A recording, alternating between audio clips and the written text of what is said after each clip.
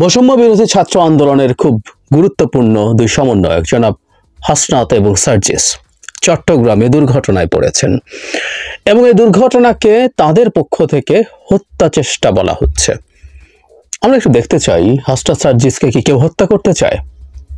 করতে চাইলে কেন করতে চায়? ঘটনা যেটা ঘটেছে সেটা প্রথম আলো রিপোর্ট থেকে আমি পড়ছি। সেটা হচ্ছে এরকম, পুলিশ ও প্রত্যক্ষদর্শীরা জানান হাসনাত ও সার্জিস চট্টগ্রামে নিহত আইনজীবী সাইফুল ইসলামের গ্রামের বাড়ি চুন্তি ফারাঙ্গা এলাকা থেকে ফিরছিলেন। তাদের গাড়ি বহরে 12টি মোটরসাইকেল, 2টি কার ও একটি পাজেরো গাড়ি ছিল। সাইফুলের গ্রামের বাড়ি থেকে 12 কিলোমিটার পশ্চিমে চট্টগ্রাম কক্সবাজার মহাসড়কের চুন্তি হাজি রাস্তার মাথা ওই এলাকার বহরের গাড়িগুলো গ্রামীণ সড়ক থেকে মহাসড়কে উঠছিল। প্রথমে 12টি মোটরসাইকেল ও পাজেরো গাড়িটি মহাসড়কে ওঠে। ওই পাজেরো গাড়িতে হাসনাত সার্জিস ছিলেন। পরে একটি প্রাইভেট কার মহাসড়কে উঠতে চট্টগ্রামমুখী একটি মালবাহী ট্রাক গাড়িটির সামনের অংশে ধাক্কা দেয়। এতে কারটির সামনের বাঁ দিকের অংশ ক্ষতিগ্রস্ত হয়। ক্ষতিগ্রস্ত প্রাইভেট কারটিতে হাসনাত সার্জিসের কয়েকজন সফর সঙ্গী ছিলেন।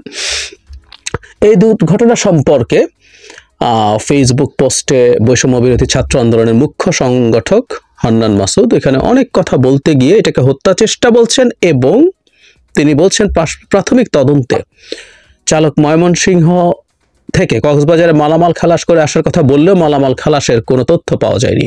অতীতে ভারতীয় গোয়েন্দা সংস্থা র কর্তৃক বাংলাদেশের শীর্ষস্থানীয় অনেক ব্যক্তিকে হত্যা করার নজির রয়েছে।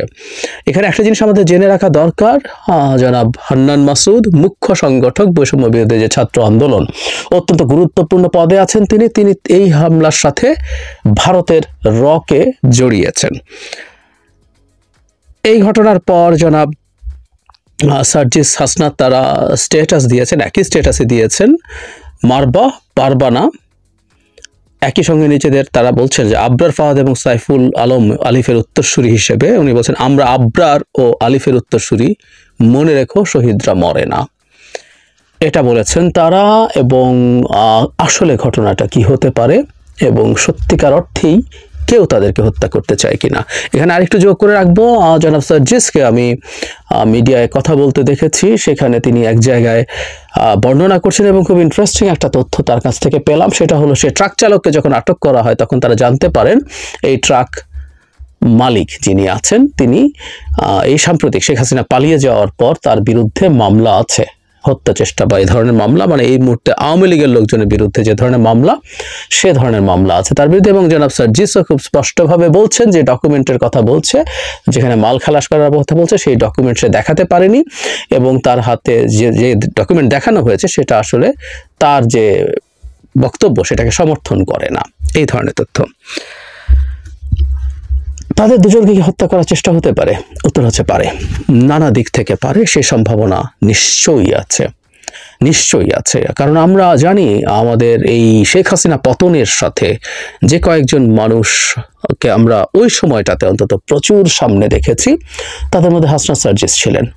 আমাদের মনে থাকার কথা কিছুদিন আগে শেখ হাসিনা যখন হুমকি দিচ্ছেন, এই হুমকি কাদেরকে এসে দেখে নেবেন এই তালিকা দিচ্ছিলেন সর্বশেষ একটা ফোন কলে, সেখানে তিনি সরকারের উপদেষ্টা এবং সমন্বয়কদের কথা বলছিলেন। সুতরাং হাসনাত সার্জিসরা শেখ হাসিনার টার্গেটের তালিকায় আছে, আরো অনেকে আছে কিন্তু তারা একেবারে তালিকার প্রথম দিকে থাকবেন, মানে সব সমন্বয়করা, এর বাইরেও লোকজন টার্গেটে থাকতেই পারেন তিনি যদি একবার চট করে ঢুকে পড়তে পারেন। ফলে তার ক্ষুব্ধতা আছে এবং এই ক্ষুব্ধতার কারণেই এই দুজন বা আরো অন্য কোনো সমন্বয়করা নিশ্চিতভাবেই হামলার শিকার হতে পারেন, তাদের মৃত্যু ঝুঁকি বা প্রাণের ঝুঁকি আছে, এটাও ভুল না। জনাব হান্নান মাসুদ যেটা বলেছেন সেটাও উড়িয়ে দেওয়া যাবে না, কারণ সাম্প্রতিক সময়ে ভারতের বিরুদ্ধে প্রচুর রেটরিক ব্যবহার করছেন এই সমন্বয়করা। মানে আমরা যারা অন্তত বাংলাদেশ নিয়ে কথা বলতে চাই, আমরা ভারতকে ইগনোর করে আমাদের পক্ষে কথা বলা সম্ভব না, কারণ বাংলাদেশের এই গণতান্ত্রিক ট্রান্সফরমেশন বাধাগ্রস্ত করার জন্য একমাত্র দেশ হিসাবে ভারত সবচেয়ে অ্যাক্টিভ আছে। এর বাইরে আর কোনো দেশের কাছাকাছি পর্যায়েরও কিছু করছে না, সবাই আমাদের এক ধরনের সমর্থনই করছে, কিন্তু ভারত এটা করছে। ফলে ভারতকে সমালোচনা করা ছাড়া, ভারত যা করছে সেটাকে প্রতিবাদ করা ছাড়া আমাদের এই বর্তমান সময়ে কোনো আলোচনা হতে পারে না। এবং একেবারে সাম্প্রতিক সময়ে জনাব চিন্ময়কে কেন্দ্র করে একজন মুসলিম আইনজীবীর হত্যাকাণ্ড আমরা দেখেছি, যে তার দাফনে গেছেন সমন্বয়কেরা এবং সেখানে জনাব সার্জিস খুবই টাফ বক্তব্য দিয়েছেন ইসকনের বিরুদ্ধে। এর আগেও আমাদের নানা সময়ে আলাপগুলো করতে হয়েছে। বারবার বলছি, ভারতকে বাদ দিয়ে আমাদের এখনকার পলিটিক্যাল ন্যারেটিভ কোনোভাবে এস্টাবলিশড হবে না। সুতরাং ভারতও ক্ষুব্ধ থাকতে পারেন। এবং ভারত এই কিছুদিন আগেই, কয়েক মাস আগেই কানাডাতে, আমেরিকাতে মানুষজনকে, শিখ নেতাদেরকে খুন করার হিস্ট্রি আছে, যেগুলো আমেরিকা আর কানাডা অফিসিয়ালি বলছেন। আমি বলছি না তাদের ক্ষেত্রে ভারত এই চেষ্টা করছে, কিন্তু সেদিক থেকেও যে ঝুঁকি নেই এটা উড়িয়ে দেওয়া যায়, এটা বলা যাবে না, আমরা এটা উড়িয়ে দেব না। আর শুধু তারা নন, আরো যারা আছেন, যারা ভারতকে ডিল করে, ভারতের প্রবলেম সামনে এনে কাজ করতে চান, প্রত্যেকের জীবনে একই রকম ঝুঁকি আছে।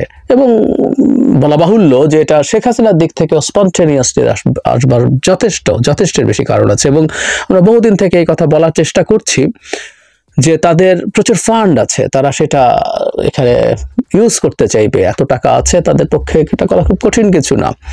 সুতরাং এটা যদি সেই চেষ্টা নাও হয়ে থাকে, তর্কের খাতিরে বলছি, তারা যেভাবে বলছেন এটা সেই সম্ভাবনা আছে, কিন্তু আমরা গাড়িটা যতটুকু ভেঙেছে তাতে আমার কাছে মনে হয়েছে যে ট্রাকটা যদি ফুল ফ্লেজেড আঘাত করার চেষ্টা করত, আমি আসলে ঘটনাটা ওই সময়টা জানি না, এটা একটা দুর্ঘটনাও যদি হয়ে থাকে, সাধারণ দুর্ঘটনা, কারণ যে পরিমাণ ক্ষয়ক্ষতি হয়েছে তাতে মনে হয়েছে ট্রাকটাও কি তার ট্রাক থামানোর চেষ্টা করছিলেন, কারণ একটা ট্রাক মোটামুটি গতিতে যদি সংঘর্ষ হতো আরো অনেক বেশি ক্ষয়ক্ষতি হতে পারত। সো ট্রাকটাও কি থামানোর চেষ্টা করেছে, এই প্রশ্ন আসতে পারে।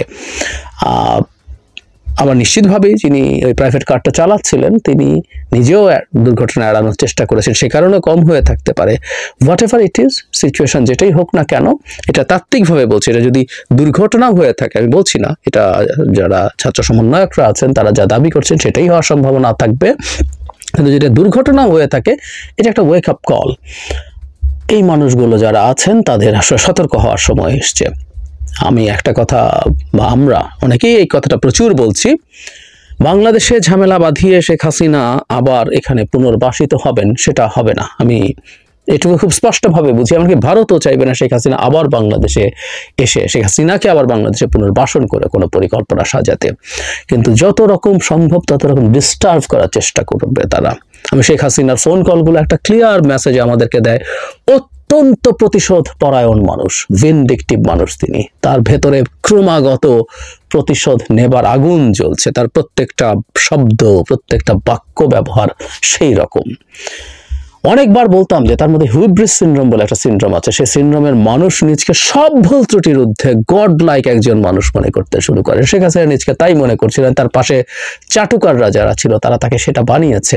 সেই নারী যখন এই বিভৎসভাবে পতিত হন, ধ্বংস হয়ে যান, তার ইগো কি মারাত্মকভাবে হার্ট হতে পারে সেটা আমরা বুঝতে পারি, এবং সেটার মাসুল হিসাবে তার মধ্যে তীব্র ভয়ঙ্কর প্রতিশোধ স্পৃহা জেগে উঠতেই পারে। এবং তাতে এই সমন্বয়করা বা আরো যারা আছেন, যারা শেখ হাসিনার বিরুদ্ধে কথা বলেছেন, তার বিরুদ্ধে এখনো কথা বলছেন, সবাই এই ঝুঁকির মধ্যে আছে। এবং বলা বাহুল্য, শেখ হাসিনার পতন তো শুধু তার পতন না, শেখ হাসিনার পতনে আসলে অনেক বেশি পতন হয়েছে রাষ্ট্র হিসেবে ভারতের, তার ফরেন পলিসি, তার নেইবারহুড পলিসি, এগুলো প্রত্যেকটা ডিজাস্টার হয়ে গেছে। সুতরাং তাদেরও একই রকম অ্যাটিটিউড, এবং ভারত ব্যক্তি শেখ হাসিনার মতো ইগোয়েস্টিক।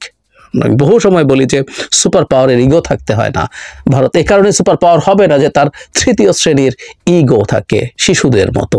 সো সেটাও একটা ফ্যাক্টর সামনে আছে, ফ্যাক্টর মাথায় রাখতে হবে।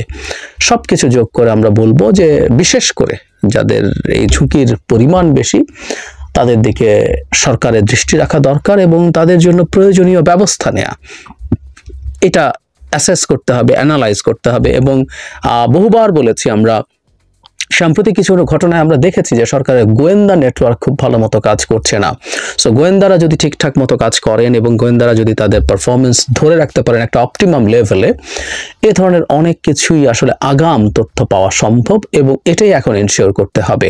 কারণ সত্যিকার অর্থেই যে সবাইকে পুলিশ পাহারা দিয়ে কন্টিনিউয়াসলি চালানো নেওয়া খুব সোজা ব্যাপার না। আর আপনারা যখন রাস্তায় যাচ্ছি তখন আসলে এই ধরনের প্রবাবিলিটি তো এড়িয়ে ফেলা খুব কঠিন হবে। আর সরকারেরও বাইরে আমি দাবি করব, আমি চাইবো এরা খুবই তরুণ। আমি যারা সমন্বয়ক আছেন বা এই মুভমেন্টের সাথে আছেন তাদের কথা বলছি। এই তরুণদের নিজেদের দিক থেকেও যতটা সম্ভব সতর্ক তাদের থাকতে হবে। এটা একটা ওয়েক আপ কল। তাদের যে কারো উপরে যে কোনো ধরনের বিপদ এসে হাজির হতে পারে। তাদেরকে আমি সতর্ক থাকার জন্য বলবো, তারা সতর্ক থাকুন। তারা আমাদের দেশে খুব গুরুত্বপূর্ণ ভূমিকা পালনকারী মানুষ। তারা জীবনের ঝুঁকি নিয়েছেন এবং আমি জানি যে তারা হয়তো মরতেও ভয় পান না, কিন্তু যুদ্ধ যখন শেষ হয়েছে, ভবিষ্যৎ যুদ্ধটার জন্য, এই দেশটাকে ঠিকঠাক মতো গড়ে তোলার জন্য তারা রাজনৈতিক দল করবেন